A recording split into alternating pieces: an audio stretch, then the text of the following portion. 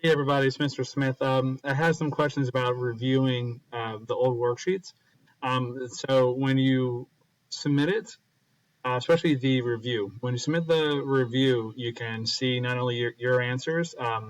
If you were not correct, you can see the correct answers. And then some of the questions, I actually put a bit of a work down here so you can see how I arrived to the correct answer. So, for example, this is question 12 of the review. You can see all of the questions kind of scrolling one at a time. And again, you can see the correct answers. And then some of them I have not only the correct answers for, but perhaps some feedback after I grade it. I can do this in hindsight by making a comment, or I can do this beforehand and have some preloaded feedback for you.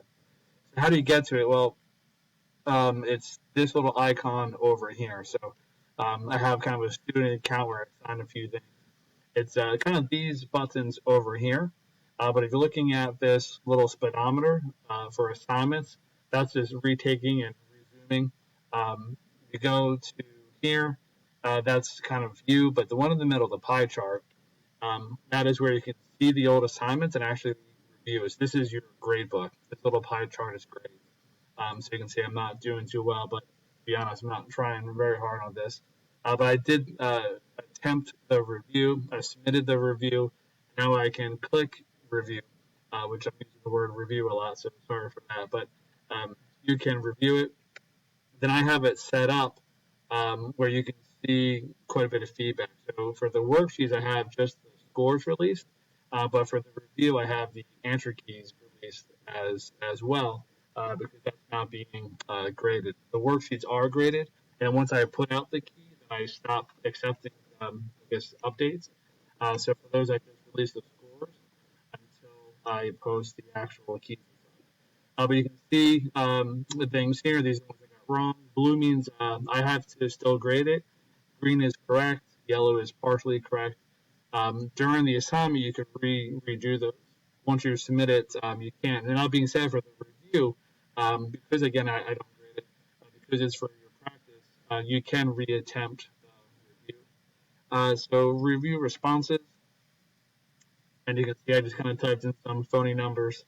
Sometimes Edulastic will give you a fraction instead of a decimal. Sorry for that, but there's the answer there. I think that's 2.2. Yanks, the unit has to be there, so it'll tell you what is expected when you type into this box. And obviously, you're showing your work with Scratchpad. Show your work with Scratchpad for credit.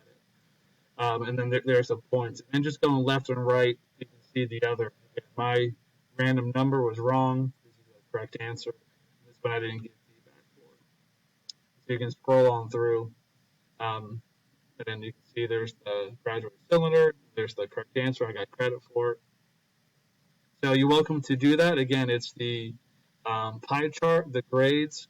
That's where you can review it. If you want to take the assignment, whether resume or retake or redo, those options will be over here for you. If they're grayed out, you can't do it. If they're still green, you may do it. You can see I signed it to myself twice just because I was testing it out. Okay, I hope that helps. Thanks for your time.